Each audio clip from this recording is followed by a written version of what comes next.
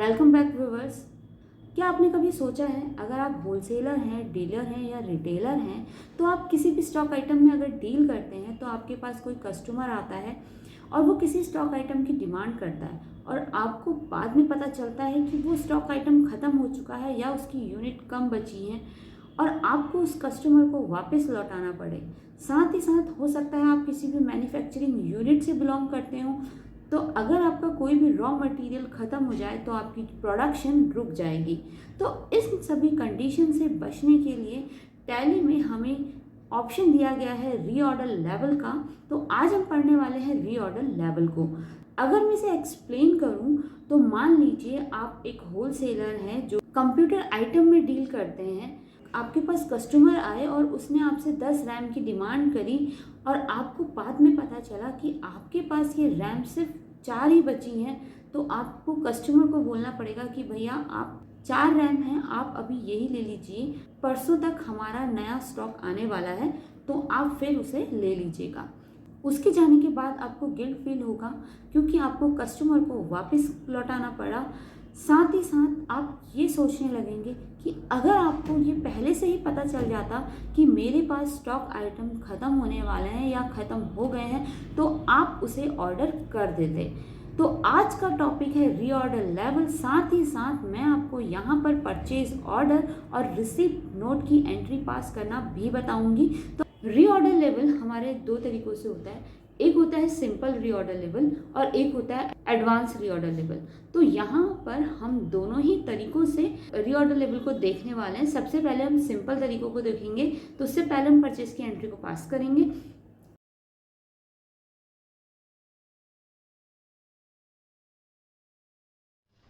तो यहाँ पर मैंने एक कंपनी का क्रिएशन कर लिया है रीऑर्डर लेवल के नाम से, और साथ ही साथ मैंने जीएसटी को अनेबल कर लिया है क्योंकि हम इस टॉपिक को जीएसटी के साथ पढ़ने वाले हैं। तो आइए स्टार्ट करते हैं। तो यहाँ पर स्टार्ट करने के लिए आपके पास 2 कंडीशन हो सकती हैं। या तो आपके पास ओपनिंग स्टॉक जो है वो आप पहले से शो करें, मींस स्टॉक आइटम का क्रिएशन पहले से ही करके रखें कि किस किस क्वांटिटी में आपके पास वो स्टॉक आइटम अवेलेबल है, ठीक है। नहीं तो आप उसे पहले परचेज करेंगे, क्योंकि अगर आप होलसेलर हैं या डीलर हैं या रिटेलर हैं तो उस कंडीशन में आप उस स्टॉक आइटम को खरीदेंगे। यहाँ पर मैं पहले परचेज की एंट्री पास कर रही हूँ। परचेज की एंट्री पास करने के बाद हम फर्दर रीऑर्डर लेवल पे वापस आते हैं। तो सबसे पहले परचेज की एंट्री में मैं परचेज कर लेती हूँ कुछ स्टॉक आइटम्स। तो यहाँ पर मैंने इनवॉइस नंबर डाल दिया है, डेट डाल दी है। देन पार्टी नेम, तो पार्टी नेम यहाँ पर मैं इसको कैश में ही परचेज कर लेती हूँ और इसे मैं डाल देती हूँ रेगुलर में। और यहाँ पर मैं एक चीज़ नंबर डाल देती हूँ। यहाँ पर मैं इसलिए ऐसा कर रही हूँ क्योंकि मुझे यहाँ पर जीएसटी को भी दिखाना है, और साथ ही साथ मैं यहाँ पे परचेज का लेजर क्रिएशन करते हैं। Purchase under goes to purchase, then not applicable, then yes. तो यहाँ पर आप नेचर डालेंगे, मैं इसे परचेज टैक्सेबल के अंडर डाल देती हूँ और यहाँ पर 18% से मैं जीएसटी को लेवल कर देती हूँ। तो मैं इसे करती हूँ गुड्स, देन स्टॉक आइटम। तो मैंने यहाँ पे आपको कंप्यूटर आइटम्स का एग्जांपल दिया है, तो मैं उसी से रिलेटेड यहाँ पर स्टॉक आइटम का क्रिएशन कर लेती हूँ जो मैंने समझाया आपको। मान लीजिए मैं यहाँ पे रैम जो है बना लेती हूँ और यहाँ पर मैं इसकी यूनिट क्रिएट कर लेती हूँ।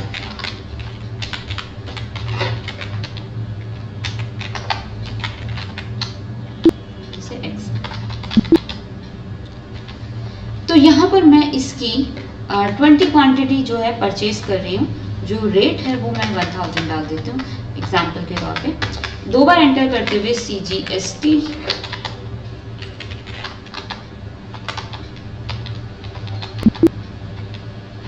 और SGST के लेजर का क्रिएशन करेंगे।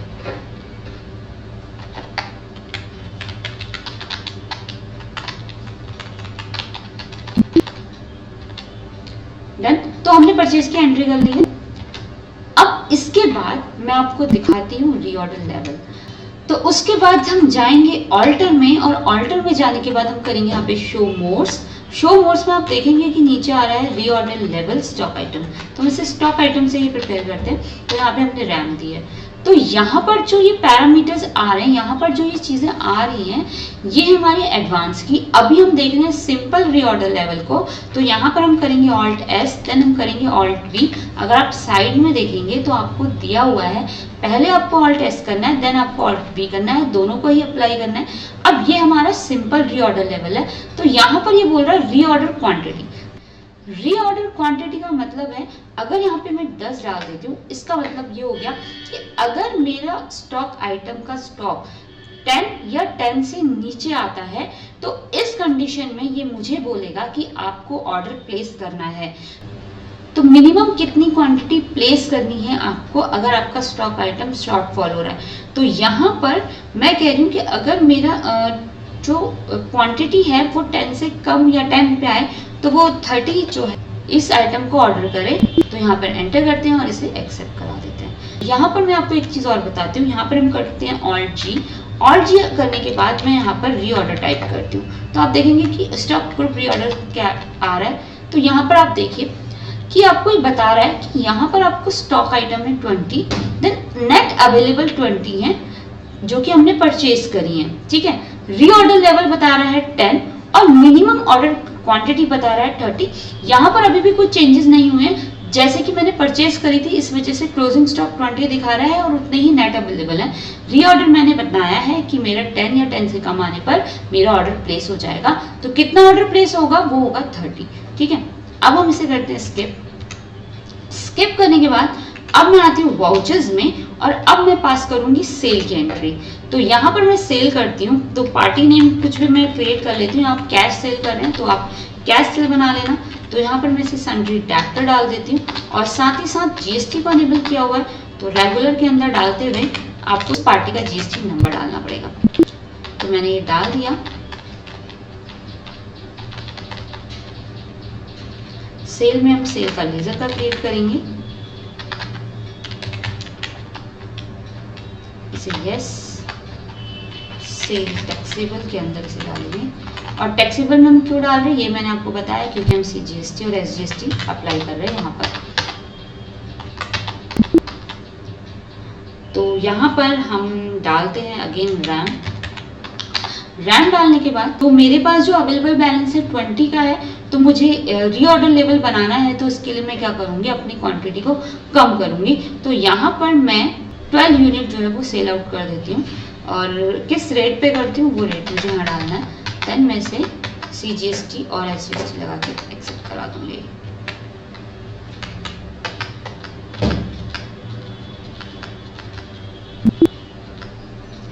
तो यहाँ पर मैंने परचेज करी, देन उस क्वांटिटी को मैंने सेल भी करा।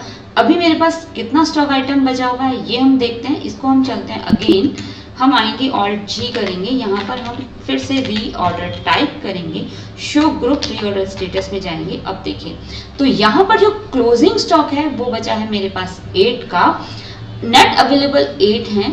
यहाँ पे रीऑर्डर लेवल प्लेस हो गया, मीन्स ये क्वांटिटी क्या हो गई, 10 जो है वो से कम आ चुकी है, और शॉर्टफॉल हो गया 2 का, मतलब 8 बचे हैं, 10 होने चाहिए थे। तो जो शॉर्टफॉल है वो 2 का हो गया। मिनिमम ऑर्डर 30 का है और दे रहा है ऑर्डर टू बी प्लेस 30। तो यहाँ पे आपको 30 जो है रैम का ऑर्डर करना है। तो इसने मुझे सारी इंफॉर्मेशन प्रोवाइड कर दी।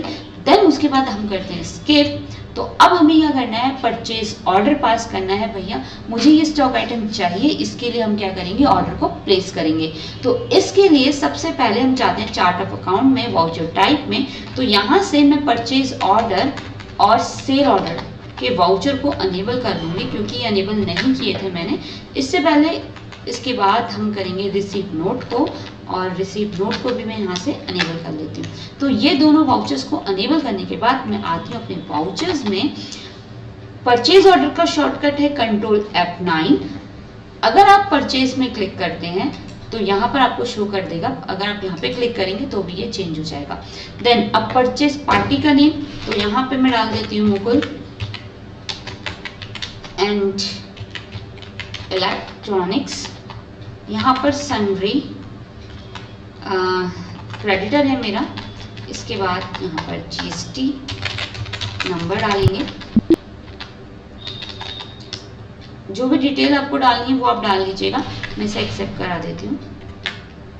देन ऑर्डर नंबर हम डालेंगे, परचेज में परचेज का लेज़र, देन मैंने कहा रैम, तो कितना क्वांटिटी मुझे प्लेस करनी है 30, और इसे हम करते हैं एक्सेप्ट, CGST और SGST हम इसे अप्लाई कर देते हैं यहाँ पर से एक्सेप्ट। ठीक है, तो मैंने यहाँ पे परचेज ऑर्डर पास किया। अब हम अगेन वापस आते हैं, ऑल्ट जी करते हैं।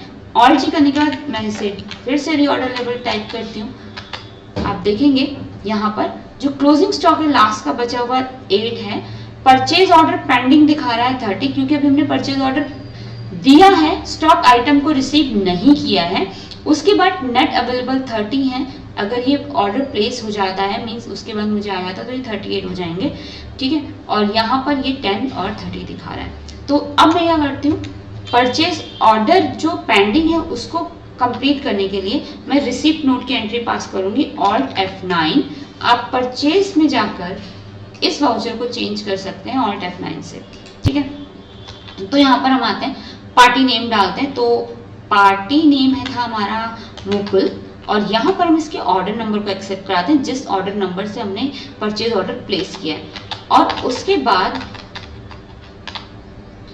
यहाँ पर आप देखेंगे कि जो भी स्टॉक आइटम मैंने प्लेस किया है उसकी पूरी इंफॉर्मेशन ऑटोमेटिकली आपकी स्क्रीन पर आ जाती है।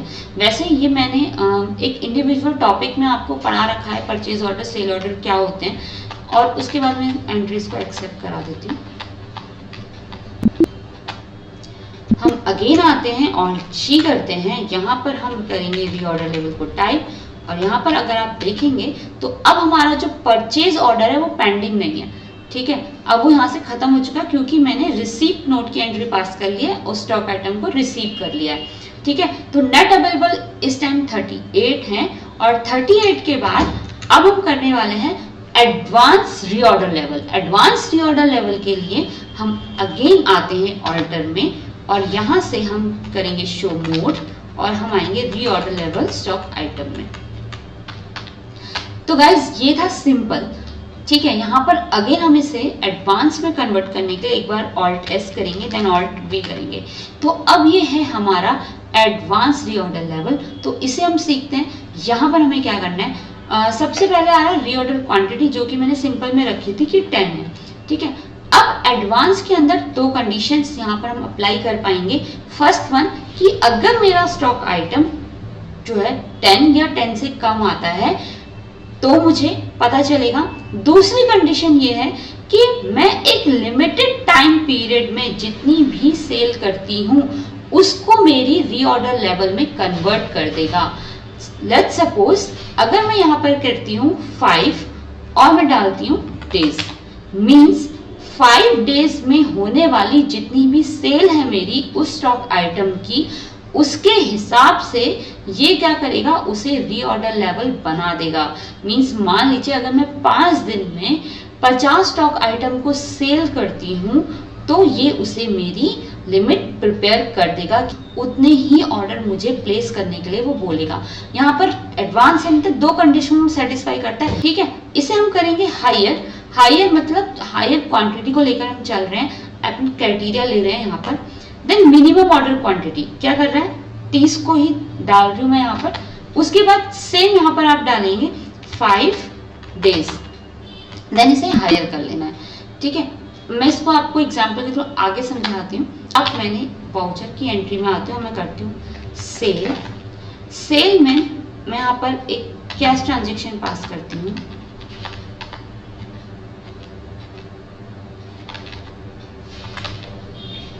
मान लीजिए कोई कस्टमर खरीद रहा है तो मैं इसे कस्टमर में डाल देती हूँ। कस्टमर को जीएसटी नंबर की ज़रूरत नहीं होती है, तो इसे सेल में हम डाल देते हैं। यहाँ पे हमने डाल दी रैम, और यहाँ पर मैंने उसकी क्वांटिटी डाल दी, एक में मैंने डाल दी 5 और ये रेट डाल दिया।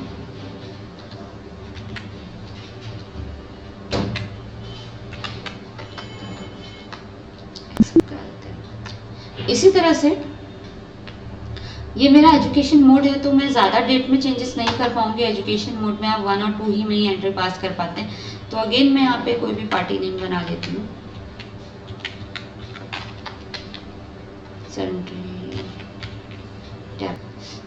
तो ये एक रिटेलर मान के चल रही, तो मैं इसके लिए जीएसटी नंबर डाल देती हूँ और ये सभी डिटेल्स डाल देते हैं। तो यहाँ पर सेल में सेल आएगा। देन मान लीजिए प्रीति ने मुझसे रैम की 20 क्वांटिटी परचेज की हैं और इसे हम CGST और SGST से फिल कर देते हैं।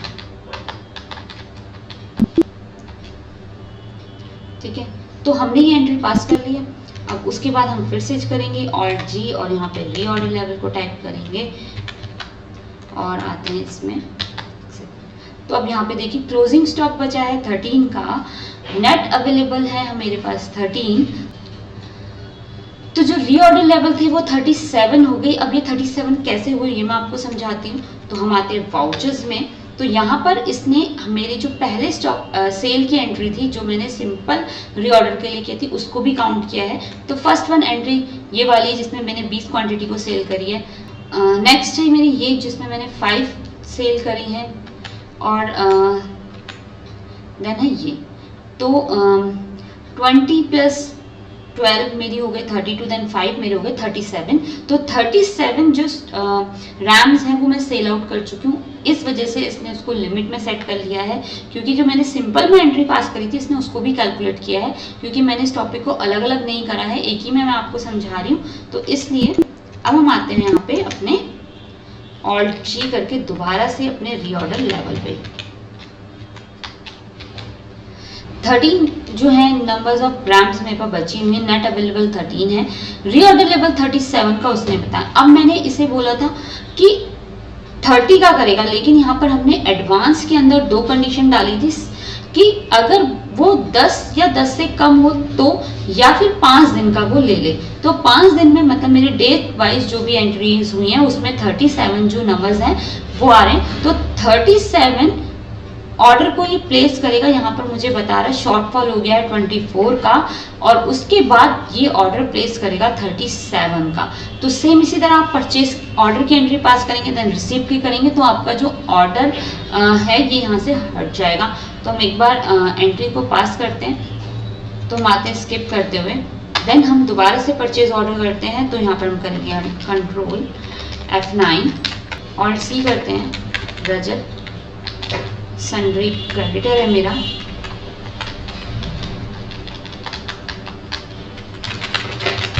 और इसे एक्सेप्ट करा देते हैं। तो ऑर्डर नंबर डालेंगे रजत के लिए। यहाँ पर मैंने रैम, तो मैंने यहाँ पर 37 क्वांटिटी में प्लेस कर दी। कंट्रोल A CGST और SGST डालकर इसे एक्सेप्ट करा दिया। साथ ही साथ परचेज ऑर्डर पेंडिंग में जाएगा, इसलिए मैं रिसिप्ट की भी एंट्री पास कर रही हूँ Alt F9 में। तो यहाँ पे मैं अपनी पार्टी नेम को डालती हूँ रजत, और यहाँ से मैं इसके ऑर्डर नंबर को एक्सेप्ट करा देती हूँ। इससे क्या होगा मैं आपको पहले भी बता चुकी हूँ, जो भी सभी डिटेल्स हैं वो ऑटोमेटिकली नीचे आ जाएंगी। मतलब जो भी मैंने स्टॉक आइटम का ऑर्डर दिया है वो ऑटोमेटिकली नीचे आ जाएगा, और हम इसे एक्सेप्ट करा देते हैं कंट्रोल A से।